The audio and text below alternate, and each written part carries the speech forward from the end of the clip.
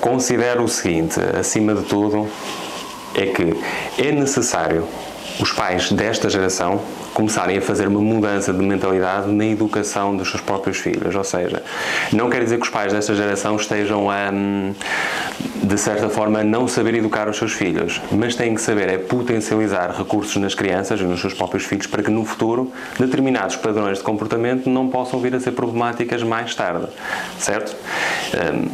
Eu costumo sempre dizer isto a todos os pais, que é o desenvolvimento de uma criança é lançar sementes numa terra e não sabermos que tipo de flores elas vão sair dali. E muitas das vezes o nosso processo, ou o processo de pais no desenvolvimento, é saber cuidar dessas sementes, certo?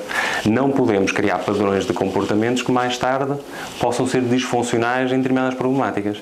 Agora, eu acredito é que a nossa sociedade cada vez mais aponta para procurar ajuda quando o problema está instalado. Certo? E devemos começar a pensar mais também em prevenir determinados problemas que aconteçam. E é isso que eu defendo, de certa forma. E quais são esses sinais que nós podemos identificar que nos levam à prevenção? Enquanto pais? Assim, sinais que nós devemos, de certa forma, nós temos que compreender o desenvolvimento e aqui sim, eu falo muito mais, ou direciono mais para a parte do meu trabalho, que é o trabalho na área da psicologia, ou seja, na intervenção da hipnose, no tratamento de problemáticas e também na potencialização de recursos. Mas temos que compreender uma coisa muito importante, que é, no trabalho interventivo nós estamos cada vez mais a potencializar a estrutura mental na criança para o reforço das suas potencialidades no desenvolvimento. Quando nós pensamos nas emoções, nós temos que enquadrar a criança, ou no desenvolvimento da criança, em 3 fases distintas, que é o medo, que vai acontecer como um mecanismo de desenvolvimento emocional na criança. É isso que eu defendo, de certa forma. Muito daquilo que acontece no desenvolvimento, e os pais têm que compreender que há medos que ocorrem, que fazem parte do processo de desenvolvimento. Há problemáticas, ou seja, há dificuldades no desenvolvimento da criança que também são normais de acontecerem, certo? Agora, uma coisa é nós termos consciência disso, outra coisa é nós trabalharmos para que isso não seja algo que no futuro possa trazer um determinado padrão de comportamento disfuncional na criança. Eu dou um exemplo muito simples, por exemplo, uma criança que tem dificuldades em dormir, certo? Porque na primeira fase da vida dela, ali até mais ou menos aos 5 anos, é permitido ainda os medos ambientais, como o medo dos monstros, o medo de tudo o que é fantasmagórico, de tudo o que é assombroso para a criança, e isso é admissível que aconteça, faz parte do padrão, certo? Há uma teoria que diz muitas das vezes que o escuro é o recurso que a natureza nos dá para tornarmos seres mais seguros na vida, certo? E vencer esse medo do escuro significa que nós vamos ser adultos mais seguros nos diferentes padrões e nas diferentes atividades da nossa vida. Agora, se nós reforçarmos positivamente o medo vai lá estar. E dou este exemplo muito simples. Uma criança que tenha medo escuro e que vê o seu medo reforçado pela atenção que os pais dão ao medo, por exemplo, entrando no padrão de irem para a cama ou trazerem o filho para a cama e dormirem com ele, para o tornarem mais seguro, vão fazer com que a criança de certa forma, se agarre àquilo que nós designamos esse ganho secundário, de ter a atenção e a proteção dos pais, e seja mais difícil a se libertar desse medo, ou seja, de ultrapassar essa etapa. Um dia mais tarde, o problema vai surgir.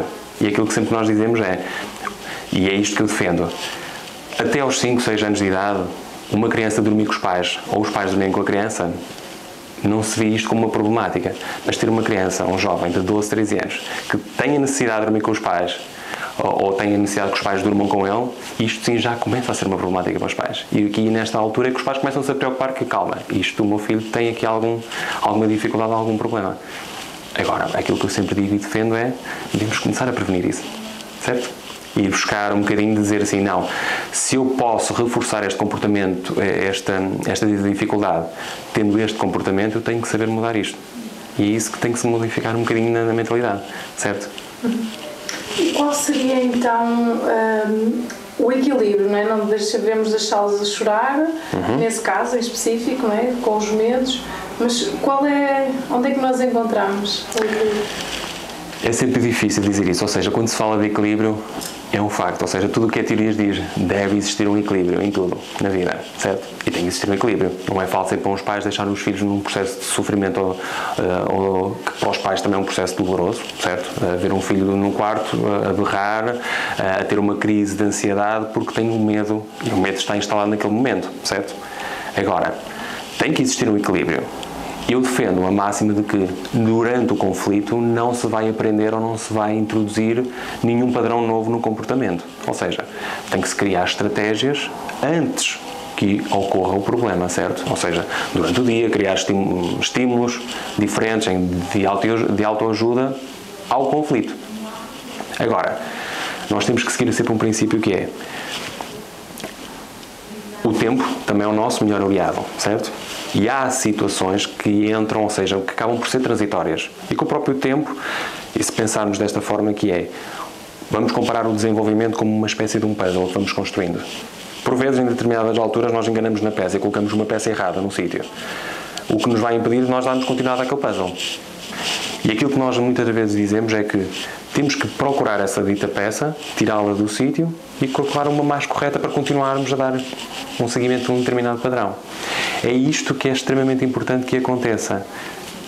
Caso que isto não aconteça, o que é que nós temos? Temos que procurar ajuda de terceiros, ou seja, ajuda externa. Se o tempo ajudar-nos a encaixar essas peças no lugar certo, tudo se compõe. São problemas ou dificuldades transitórias.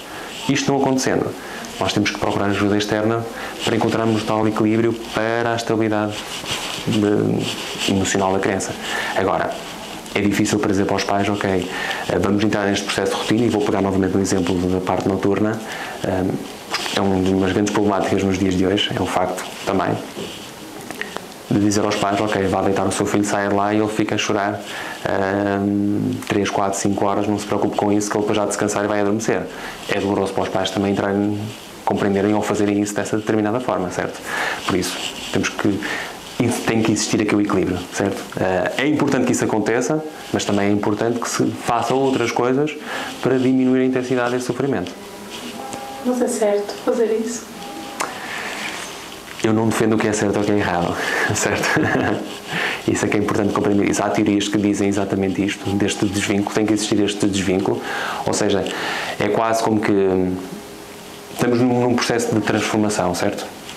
Podemos ir por uma parte de dessensibilização de um determinado comportamento e ir gradualmente fazendo essa dessensibilização. Há outras teorias que defendem que temos que ir pelo lado da exposição, ou seja, colocar a criança num estado de sofrimento. Eu não vou a tantos extremos. Claro que o lado da sensibilização é mais fácil, porque provoca menos sofrimento, mas é mais demoroso no tempo. O lado da exposição é mais doloroso, causa mais sofrimento, certo? Agora, o que é certo e o que é errado, eu não defendo isso, porque é difícil compreender se é certo ou se é errado. Temos que compreender um bocadinho o lado lá que é dos pais, certo? E às vezes é muito fácil nós estarmos lá de fora e compreendermos um problema e defendermos uma determinada teoria, certo? Outro é colocarmos lá dos pais que vivem neste processo durante dias, semanas, meses, anos, e chega um fim de um desgaste que realmente às vezes eles já estão por tudo. E então essa parte às vezes dolorosa tem que acontecer, certo? Agora, é difícil definir se é certo ou se é errado.